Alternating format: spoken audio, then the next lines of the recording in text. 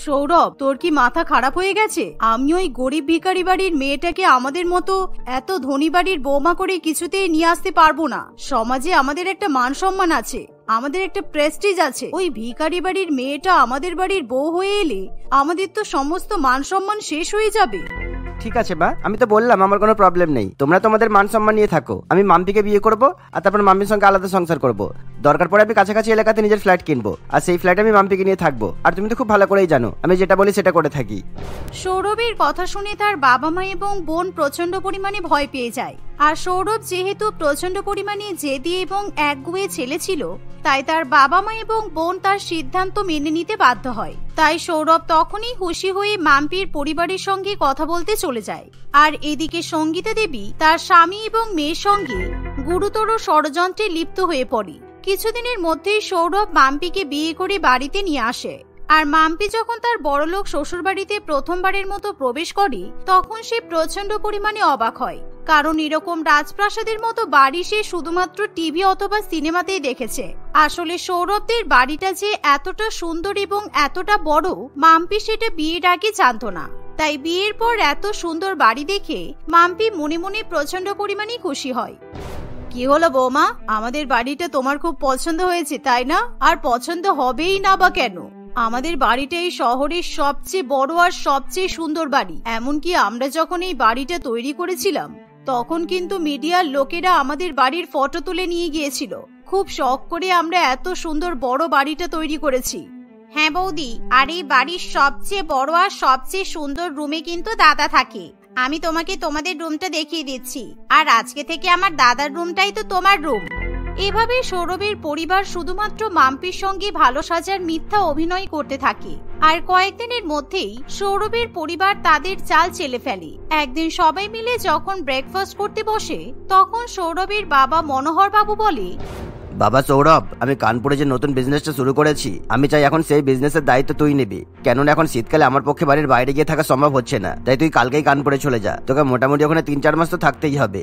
কিন্তু বাবা, এখন তো প্রচন্ড শীত পড়েছে, আর এই শীতের মধ্যে বাড়ি ছেড়ে অন্য জায়গায় গিয়ে থাকাটা সত্যিই দুষ্কর। তুমি আপাতত ওই কানপুরের বিজনেসের কাজটা কিছুদিনের জন্য বন্ধ রাখো, তারপর যখন শীতের পরিমাণ কমবে আমি কানপুরে গিয়ে থাকবো, কেমন?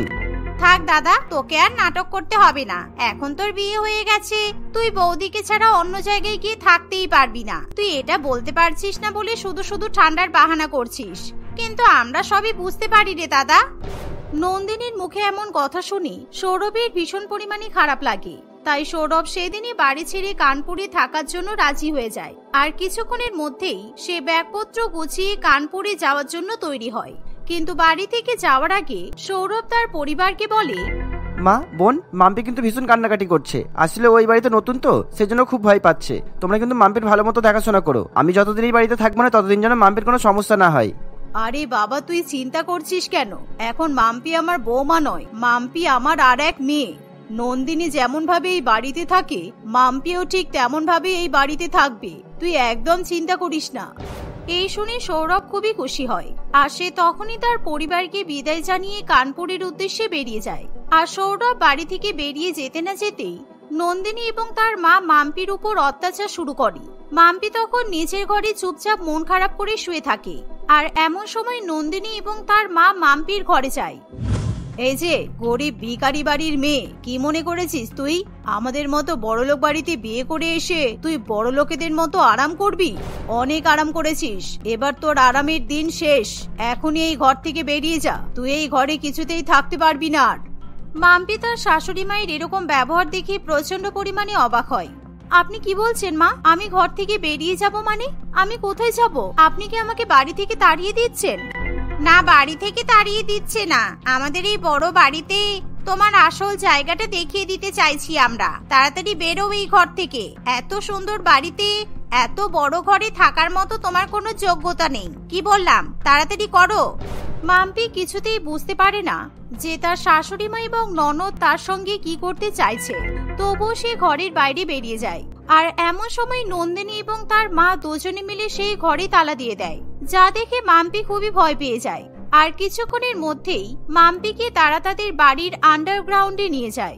আসলে সৌরভদের বাড়িতে আন্ডারগ্রাউন্ডে বেশ কয়েকটা ঘর ছিল, কিন্তু সেই ঘরগুলো পুরোপুরি ভাবে তৈরি করা হয় না। আর মাম্পিকে যখন সেই আন্ডারগ্রাউন্ডে নিয়ে যাওয়া হয় তখন সে প্রচন্ড পরিমাণে অবাক হয়, কারণ সেখানে পুরোপুরিভাবে অন্ধকার থাকে, কারণ আন্ডারগ্রাউন্ডে এখনো পর্যন্ত ইলেকট্রিসিটির ব্যবস্থা করা হয়নি। এ কি, আপনারা আমাকে কোথায় নিয়ে এলেন? এখানে তো খুব অন্ধকার, মাটির নিচে আপনাদের ঘর আছে, এখানে কেউ থাকে বলে তো আমার মনে হচ্ছে না।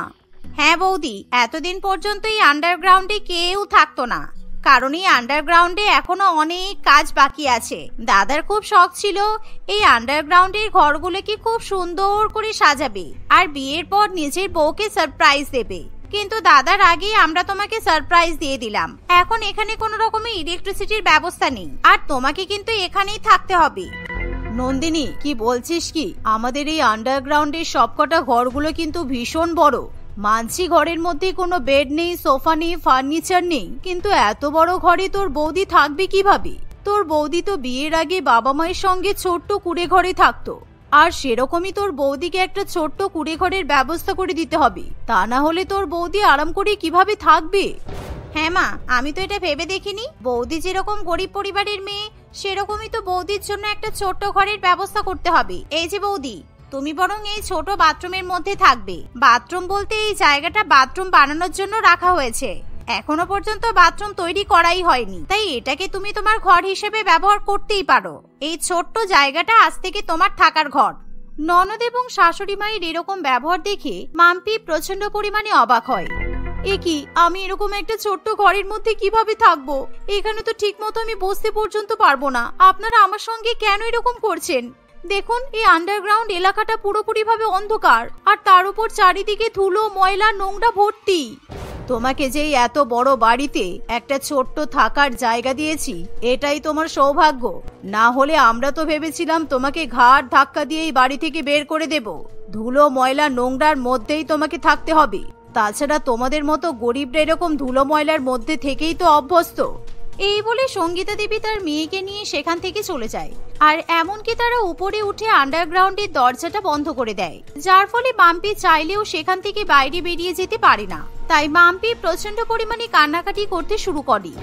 মা, এরকম করবেন না, আমার এখানে প্রচন্ড ভয় করছে, তাড়াতাড়ি দরজা খুলুন, আমার ভীষণ ভয় করছে। এখানে খুব অন্ধকার, আমি ঠিক মতো কিছু দেখতেও পারছি না, আমার অন্ধকারে ভীষণ ভয় করে, আর এখানে অনেক রকমের পোকামাকড়ও আছে। মাম্পির কোনো কথাতেই তার ননদ কিংবা শাশুড়ি মা পাত্তা দেয় না, যার ফলে মাম্পি প্রচন্ড পরিমাণে কান্নাকাটি করে। আর মাম্পি কিভাবে সেই ছোট্ট জায়গার মধ্যে দিন কাটাবে সেটাই বুঝে উঠতে পারে না। তাই সে কোনো রকমে থাকার জন্য জায়গাটা পরিষ্কার করতে চায়, কিন্তু সেখানে ঝাড়ু দেওয়ার মতো কোনো ঝাঁটা কিংবা ঘর পরিষ্কার করার কোনো জিনিসপত্র না থাকায় মাম্পি সেই ঘরটা ঠিকমতো পরিষ্কার পর্যন্ত করতে পারে না। এমনকি সন্ধ্যা হতে না হতেই তার প্রচন্ড পরিমাণে শীত লাগে, আর তার গায়ে যেহেতু কোনো রকম সোয়েটার, চাদর কিছুই থাকে না, তাই সে ঠান্ডায় ঠকঠক করে কাঁপতে শুরু করে। আর মাম্পি সারা রাত ধরে প্রচন্ড পরিমাণে কান্নাকাটি করলেও সে কোনো রকম ভাবে কারোর দেখা পায় না। সৌরভকে বিয়ে করে মনে হচ্ছে আমাকে এখন এই অন্ধকারময় ছোট্ট ঘরে নিজের জীবন ত্যাগ করতে হবে। প্রচন্ড শীত করছে আমার, এখানে একটা বিছানা পর্যন্ত নেই, আমি ঘুমাবো কিভাবে? এমনকি আমার খুব জোরে জল পিপাসা পেয়েছে, আমাকে খাওয়ার জল পর্যন্ত দেয়নি। আমি তো ভাবতেই পারিনি যে সৌরভকে বিয়ে করার পর আমাকে এরকম ভাবে শাস্তি পেতে হবে। এভাবে ঠান্ডার মধ্যে কাঁপতে কাঁপতে একটা সময় মাম্পি সেই ধুলো ময়লাযুক্ত ছোট্ট ঘরের মধ্যেই ঘুমিয়ে পড়ে। কিন্তু একটু রাত হতে না হতেই মশার উপদ্রব বেড়ে যায়, যার ফলে মাম্পির ঘুম ভেঙে যায়। এমনকি যেহেতু ওই আন্ডারগ্রাউন্ড এরিয়াটা এখনো কোনো রকম ভাবে বসবাসযোগ্য ছিল না, আর দীর্ঘদিন ধরে সেই জায়গাটা বন্ধ রাখা হয়েছিল, তাই সেখানে বিভিন্ন রকম পোকামাকড়ও থাকে। মাম্পিকে সেই পোকামাকড়গুলো কামড়াতে শুরু করে। এভাবেই দীর্ঘ 3 দিন সেই আন্ডারগ্রাউন্ডে মাম্পিকে বন্ধ করে রাখা হয়। মা, 3 দিন হয়ে গেল, চলো একবার গিয়ে দেখি আদে ওই ভিখারি মেয়েটা বেঁচে আছে কিনা। আমার তো খুব ভয় করছে, যদি বৌদির কিছু হয়ে যায় তাহলে কিন্তু দাদা আমাদেরকে ছাড়বে না। দাদা আমাকে অনেকবার ফোন করেছে, আমি তো বারবার কিছু না কিছু মিথ্যা কথা বলেছি। তুই চিন্তা করিস না, ওই ভিখারি মেয়েটা এত সহজে মরবে না। চল আমার সঙ্গে চল, বাকিটা আমি বুঝে নিচ্ছি। এই বলে সঙ্গীতা তার মেয়েকে নিয়ে মাম্পির কাছে যায়। আর 3 দিনে মাম্পির অবস্থা প্রচন্ড পরিমাণে খারাপ হয়ে যায়, কারণ দীর্ঘ 3 দিন ধরে তাকে পুরোপুরি ভাবে না খেয়ে থাকতে হয়। এমনকি সেই 3 দিনের মধ্যে সে এক মুহূর্তের জন্য চোখের পাতা এক করতে পারে না। আপনারা আমাকে কেন এরকম ভাবে কষ্ট দিচ্ছেন? আমাকে এখান থেকে নিয়ে চলুন, না হলে আমি মারা যাব। আমার খুব খিদে পেয়েছে, জল তেষ্টা পেয়েছে, এমনকি ঠান্ডার চোটে আমার প্রচন্ড জ্বর এসেছে। আপনারা আমাকে এখান থেকে বের করে নিয়ে চলুন। কিছু করার নেই, তুই আমার ছেলেকে বিয়ে করে অনেক বড় ভুল করে ফেলেছিস। তোকে এই বাড়িতে থাকতে হলে এখানেই থাকতে হবে। তোর যদি মনে হয় তুই বাড়িতে থাকতে পারছিস না, তোর যদি মনে হয় তুই এই জায়গায় থাকতে পারছিস না, তাহলে তুই এখনই বাপের বাড়িতে চলে যেতে পারিস, আমাদের কোনো সমস্যা নেই। হ্যাঁ বৌদি, মা কিন্তু একদম ঠিক বলেছে। তুমি বরং এখনই এই বাড়ি ছেড়ে আমার দাদাকে ছেড়ে নিজের বাবা মায়ের কাছে চলে যাও, না হলে কিন্তু আমরা তোমাকে শান্তিতে থাকতে দেব না। তোমাকে সারা জীবন এরকম ভাবে কষ্ট পেতে হবে। না, আমি কিছুতেই আমার বাবা মায়ের কাছে ফিরে যেতে পারবো না। আমি এখানেই থাকবো, তাতে যদি আমাকে মরেও যেতে হয় আমি মরতে রাজি। আমার বাবা মা এমনিতেই প্রচন্ড গরিব, তাই আমি বিয়ের পর আমার বাবা মায়ের উপর বোঝা হতে চাই না। মনে হচ্ছে এত সহজে তুমি হার মানবে না, তাই তো? ঠিক আছে, যতদিন না দাদা বাড়িতে ফিরছে তোমাকে কিন্তু এখানেই পড়ে থাকতে হবে। আরো কিছুদিন এখানে থাকো, তখন তুমি এমনিই বাপ বাপ করে এই বাড়ি থেকে পালাবে। এই বলে নন্দিনী এবং সঙ্গীতা সেখান থেকে চলে যায়। আর মাম্পি যাতে মারা না যায় সেই জন্য তারা মাম্পির জন্য কিছু জল এবং শুকনো রুটি পাঠিয়ে দেয়। তাই মাম্পি সেই শুকনো রুটি এবং জল খেয়ে জীবন কাটায়। এভাবেই দেখতে দেখতে প্রায় 15টা দিন কেটে যায়। আর একদিন হঠাৎই সৌরভ কাউকে কিছু না বলে বাড়িতে এসে উপস্থিত হয়, যার ফলে সৌরভকে দেখে তার পরিবার প্রচন্ড পরিমাণে ভয় পেয়ে যায়। আরে সৌরভ, তুই হঠাৎ করে চলে এলি যে? আর বলিস না, তুই বাড়ি থেকে যাওয়ার পর তোর বউ এখানে কিছুতেই থাকতে চাইছিল না, তাই আমি বলেছি কিছুদিনের জন্য মায়ের বাড়িতে গিয়ে থেকে আসতে। এখন তোর বউ ওর মায়ের বাড়িতেই আছে। মাম্পি আমাকে না বলে মায়ের বাড়িতে চলে গেল, যাক ভালোই করেছে। মাম্পি একা থাকতে পারবে না এটা আমি খুব ভালো করেই জানি। এমনি আমি আবার কালকে কানপুরে ফিরে যাব। আসলে আমি কয়েকজন মিস্ত্রিকে বাড়িতে ডেকেছি আমাদের আন্ডারগ্রাউন্ড এরিয়াতে যে কাজগুলো বাকি আছে না, সেই কাজগুলো করার জন্য। যাক ভালোই হয়েছে মাম্পি এখন বাড়িতে নেই। আমি তাহলে আন্ডারগ্রাউন্ডের কাজগুলো শুরু করে দেবো, তারপর যখন কাজ কমপ্লিট হয়ে যাবে মাম্পিকে আমি সারপ্রাইজ দেবো। সৌরভের কথা শুনে নন্দিনী এবং তার মা প্রচন্ড পরিমাণে ভয় পেয়ে যায়। তাই তারা কি করবে কিছুই বুঝে উঠতে পারে না। তারা অনেক রকম ভাবে চেষ্টা করে সৌরভ যাতে আন্ডারগ্রাউন্ডে না যায়, কিন্তু কিছুক্ষণের মধ্যেই বাড়িতে কয়েকজন মিস্ত্রি চলে আসে। আর সৌরভ তখনই তাদেরকে নিয়ে আন্ডারগ্রাউন্ডে চলে যায়। আর সেখানে গিয়ে সৌরভ যখন মাম্পির শোচনীয় অবস্থা দেখে তখন সে আকাশ থেকে পড়ে। এমন সময় মাম্পি কাঁদতে কাঁদতে সৌরভকে সব কথা বলে, যার ফলে সৌরভ তার পরিবারের উপর প্রচন্ড পরিমাণে রেগে যায়। মা, আমি তো ভাবতেও পারিনি যে তোমরা আমার অনুপস্থিতিতে মাম্পির সঙ্গে এতটা বাজে ব্যবহার করবে। মাম্পি চলো, আজকে আমরা এই বাড়ি ছেড়ে চলে যাব। নিজের পরিবারের উপর বিশ্বাস করাটাই আমার ভুল হয়েছে। তুমি চিন্তা করো না মাম্পি, আমি 6 মাসের মধ্যে এই শহরে তোমাকে রাজপ্রাসাদের মতো বড় বাড়ি তৈরি করে দেবো, আর সেই রাজপ্রাসাদে তোমাকে রানী করে রাখবো। আমি তোমাকে কথা দিচ্ছি। এমন অবস্থায় সৌরভের পরিবার বাড়ি বাড়ি মাম্পি এবং সৌরভের কাছে ক্ষমা চাইলেও সৌরভ তার পরিবারকে কিছুতেই ক্ষমা করতে চায় না। সৌরভ সেদিনই মাম্পিকে নিয়ে সেই বাড়ি থেকে বেরিয়ে যায়। আর কয়েক মাসের জন্য তারা ফ্ল্যাট ভাড়া নিয়ে থাকে। কিন্তু সৌরভ তার কথা মতো 6 মাসের মধ্যেই শহরের মধ্যে এক বড় জায়গা কিনে সেখানে এক রাজপ্রাসাদের মতো বড় বিল্ডিং তৈরি করে। আর সেখানেই মাম্পি এবং সৌরভ হাসি খুশি বসবাস করতে থাকে। অসভ্য মেয়ে, তোর লজ্জা করলো না? আমাদের বাড়িতে থেকে তুই খাওয়া পড়া করলি, আর এখন তুই প্রেগনেন্ট? ছি ছি ছি ছি, আমি ভাবতেই পারছি না তুই এরকম নোংরামি করতে পারলি। এখনো তুই বিয়ে পর্যন্ত করিসনি, আর তার আগে প্রেগনেন্ট হয়ে গেলি। মনে হচ্ছে তোর গলা টিপে তোকে মেরে ফেলি। বিশ্বাস করো বৌদি, আমার বিয়ে হয়ে গেছে, আর আমি বিয়ের আগে এরকম খারাপ কাজ করব সেটা আমি স্বপ্নেও ভাবতে পারি না। আমার বিয়ে হয়ে গেছে, বিশ্বাস করো বৌদি। কিন্তু প্রীতম কেন আমার ফোন ধরছে না আমি বুঝতে পারছি না। তুমি চিন্তা করো না, ও কিছুদিনের মধ্যেই আমাকে এখান থেকে এসে নিয়ে যাবে। তোকে এখান থেকে নিয়ে যাবে না ছাই, প্রেগনেন্ট করে দিয়ে আমাদের ঘাড়ের উপর ফেলে দিয়ে চলে গেছে, যাতে তোর আর তোর বাচ্চার খরচা আমরা করতে পারি। তুই এক্ষুনি আমার সঙ্গে হসপিটালে চল, তোর অ্যাবর্শন করানোর পরই আমি শান্তি পাবো। অসভ্য বদমাইশ মেয়ে একটা। আজ থেকে প্রায় কিছু মাস আগে নীলিমা তার বাবা রতন বাবু এবং মা কমলা দেবীর সঙ্গে এক গ্রামে বাস করত। নীলিমার ক্লাস 12 এর পরীক্ষা হয়ে যাবার পর সে ঠিক করে এবার সে তার দাদা এবং বৌদির কাছে গিয়ে থাকবে, অর্থাৎ শহরে দাদা বৌদির ফ্ল্যাটে গিয়ে পড়াশোনা করে উচ্চশিক্ষা অর্জন করবে। কিছুদিনের মধ্যেই নীলিমা কলেজে ভর্তি হয়ে যায় আর সে ভালো করে পড়াশোনা করে। কিন্তু এরই মধ্যে তার প্রীতমের সঙ্গে দেখা হয়। প্রীতম ছিল কলেজের একেবারে নামকরা মেয়ে ফাঁসানো লক্করবাজ ছেলে। হাই নীলিমা, আমি শুনেছি তুমি নাকি আমাদের কলেজে ফার্স্ট ইয়ারে নতুন এডমিশন নিয়েছো, আর তোমাদের ব্যাচে তোমাকে দেখতে সবচেয়ে বেশি সুন্দরী, তাই তুমি কি আমার সাথে বন্ধুত্ব করবে? ওয়াও, কি হ্যান্ডসাম দেখতে এই ছেলেটাকে। আমাদের গ্রামে এত সুন্দর ছেলে আমি কোথাও দেখিনি। সেই জন্যই তো বলে শহরের ছেলেরা খুবই হ্যান্ডসাম হয়। আর আমি শুনেছি যে এই কলেজে প্রীতম নাকি সব থেকে ভালো আর সব মেয়েদের ক্রাশ। কিন্তু প্রীতম আমার সঙ্গে বন্ধুত্ব করতে চাইছে, এর থেকে ভালো ভাগ্য আর কিছুই হতে পারে না। এই ভেবে বোকা ভোলা ভালা নীলিমা মনে মনে প্রচন্ড পরিমাণে খুশি হতে থাকে। কিন্তু সে বুঝতে পারে না যে প্রীতম এরকম ভাবে প্রত্যেকদিন নতুন নতুন মেয়েদের সঙ্গে বন্ধুত্ব করে অভ্যস্ত। আর এই ব্যাপারে নীলিমা কিছু না জেনেই সে প্রীতমের সঙ্গে বন্ধুত্বের হাত বাড়ায়। হ্যাঁ নিশ্চয়ই, আমি তোমার সঙ্গে বন্ধুত্ব করব, কারণ তোমার মতো এত ভালো বন্ধু পেলে আমার শহুরে জীবনটা আলাদাই হয়ে উঠবে। এই বলে নীলিমা প্রীতমের সঙ্গে বন্ধুত্ব করে আর ধীরে ধীরে তারা দুজনে খুবই ভালো বন্ধু হয়ে ওঠে। আর প্রীতম নীলিমাকে নিজের ভালোবাসার জালে ফাঁসাতে শুরু করে দেয়। তাকে কলেজের অনেক মেয়ে প্রীতমের জালে ফাঁসতে বারণ করলেও নীলিমা কিছুতেই কারোর কথা শুনতে চায় না। সে প্রীতমের সঙ্গে বেশ ভালো মতো সম্পর্ক তৈরি করে। এভাবে দেখতে দেখতে কিছুদিন কাটে আর প্রীতম নীলিমার ভালো মানুষের সুযোগ নিয়ে তার থেকে নোটস নিয়ে নেয়। রাজ তার বোনকে পকেট মানির জন্য যে টাকা দেয় সেই টাকাও নীলিমা প্রীতমের পেছনেই ব্যয় করে। আচ্ছা প্রীতম, আমরা তো অনেকদিন হলো একে অপরের সঙ্গে সম্পর্কে আছি, তাহলে আমরা চলো বিয়ে করে নিই। কারণ জানো তো, কলেজে আমাকে নিয়ে সবাই অনেক খারাপ খারাপ কথা বলে, আমার সেগুলো মোটেই পছন্দ হয় না। একবার যদি আমার আর তোমার বিয়ে হয়ে যায় তাহলে কিন্তু কেউ আমাদেরকে নিয়ে খারাপ কথা বলতে পারবে না।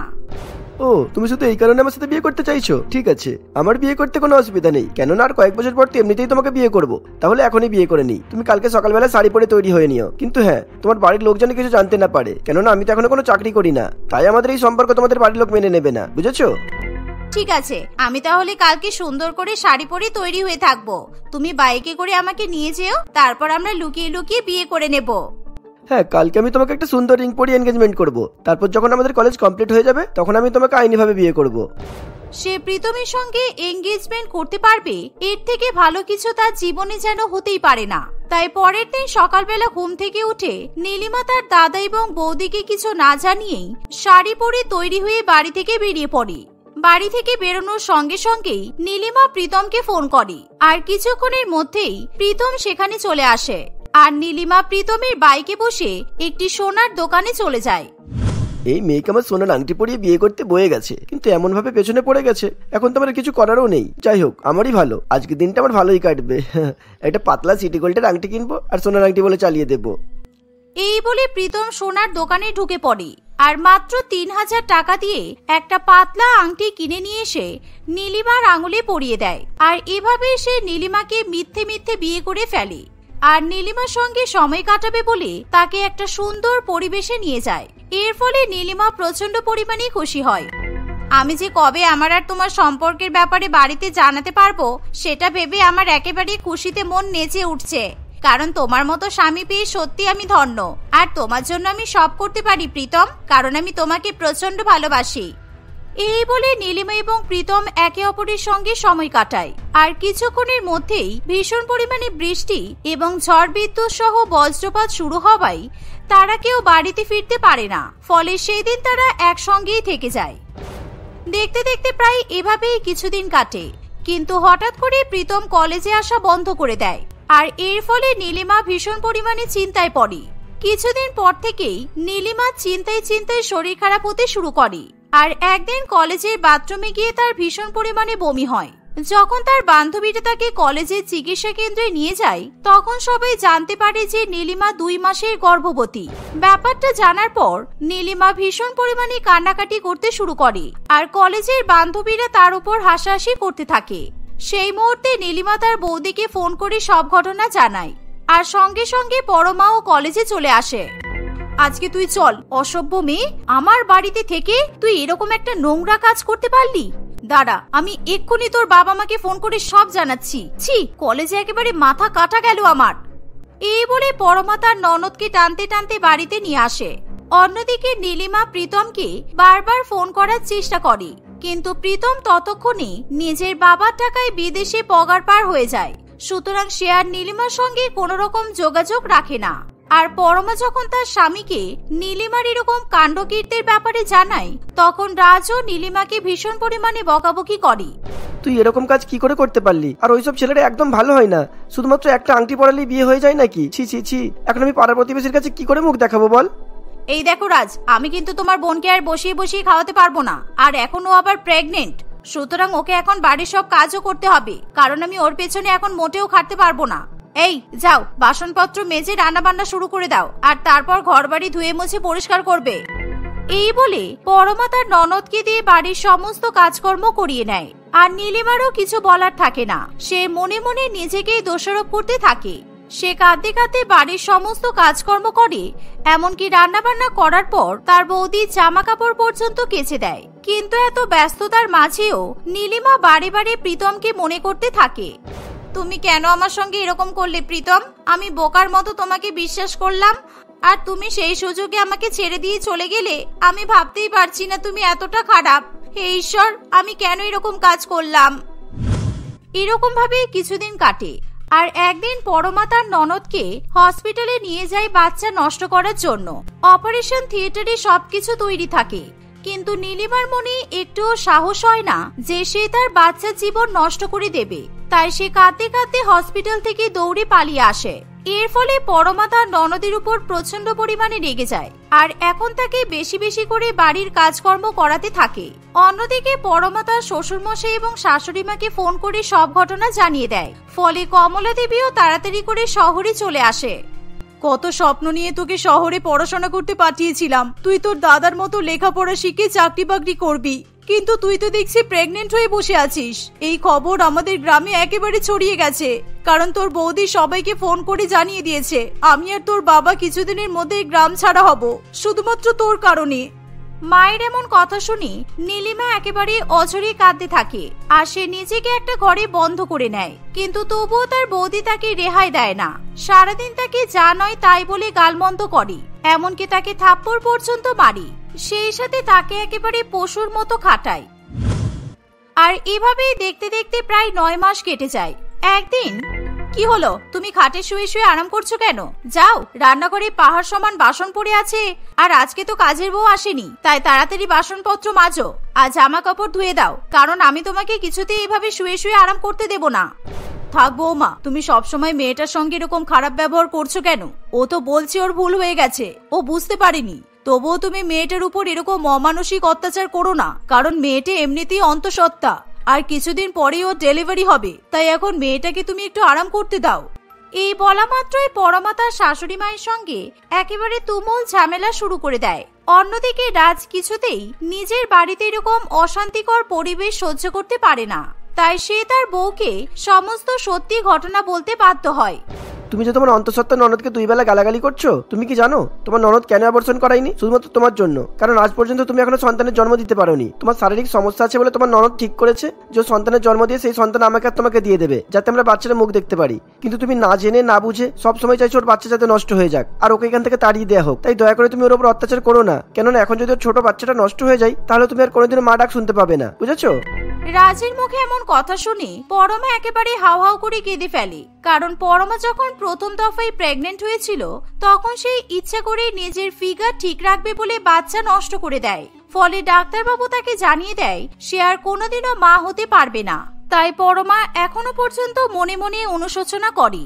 কিন্তু নীলিমা যখন তার বৌদির ব্যাপারে জানতে পারে তখন সে ঠিক করে সে নিজের বাচ্চা জন্ম দেওয়ার পর তার বৌদির হাতে তুলে দেবে।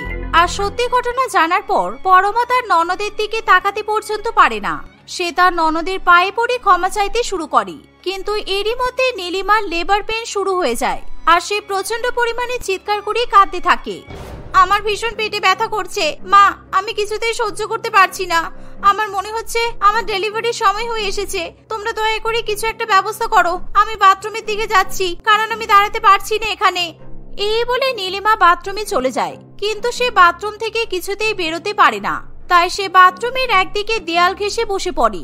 আর তার এরকম অবস্থা দেখে পরমা এবং তার শাশুড়ি মা খুবই ভয় পেয়ে যায়। তারা যখন নার্সিং হোমে ফোন করে অ্যাম্বুলেন্স ডাকতে যাবে সেই সময়, মা, এখন যদি অ্যাম্বুলেন্স আসে তাহলে নীলিমাকে হসপিটালে ভর্তি করতে করতে অনেক দেরি হয়ে যাবে, তাই আমাদের বাথরুমের মধ্যেই নীলিমা ডেলিভারি করতে হবে। আপনি এক্ষুনি একটু গরম জল নিয়ে আসুন আর একটা তোয়ালে নিয়ে আসুন। সে কি বৌমা, তুমি সত্যি আমার মেয়ের ডেলিভারি করাতে পারবে? কারণ এরকম বাথরুমে ডেলিভারি করা যায় নাকি? তুমি সত্যি এই কাজটা করতে পারবে তো? হ্যাঁ মা, আপনি চিন্তা করবেন না, আমি পারি। কারণ আমার মাসি গ্রামে দাইমার কাজ করে, আর আমি আমার মাসিকে দেখেছি কিভাবে সন্তান প্রসব করাতে হয়। আমি ঠিক সব ম্যানেজ করে নেব। আপনি শুধু তাড়াতাড়ি করে এই বাথটাবে জলের মধ্যে গরম জল ভরে নিন। আমি নীলিমাকে বাথটাবের মধ্যে বসিয়ে দিচ্ছি। এই বলে পরমা বাথরুমের মধ্যেই তার ননদের ডেলিভারি করাতে শুরু করে। আর কিছুক্ষণের মধ্যেই সে একটা ছোট্ট ফুটফুটে পুত্র সন্তানের জন্ম দেয়। অন্যদিকে বাইরে দাঁড়িয়ে রাজ ঈশ্বরের কাছে প্রার্থনা করতে থাকে। কিছুক্ষণের মধ্যেই সকলে বাচ্চার কান্নার আওয়াজ শুনতে পায়। এর ফলে বাড়ির প্রত্যেকেই প্রচন্ড পরিমাণে খুশি হয়। আর নীলিমা তখন তার নিজের পেটের সন্তানকে তার বৌদির হাতে তুলে দেয়। সেই দিনের পর থেকে পরমা খুবই আনন্দে সেই ছোট্ট ছেলেটিকে মানুষ করতে শুরু করে। আর নীলিমা তার অতীতের কালো অধ্যায় ভুলে গিয়ে আবার কলেজে ভর্তি হয়ে পড়াশোনা কমপ্লিট করে এবং সে শহরে একটা বড় অফিসে চাকরি পায়।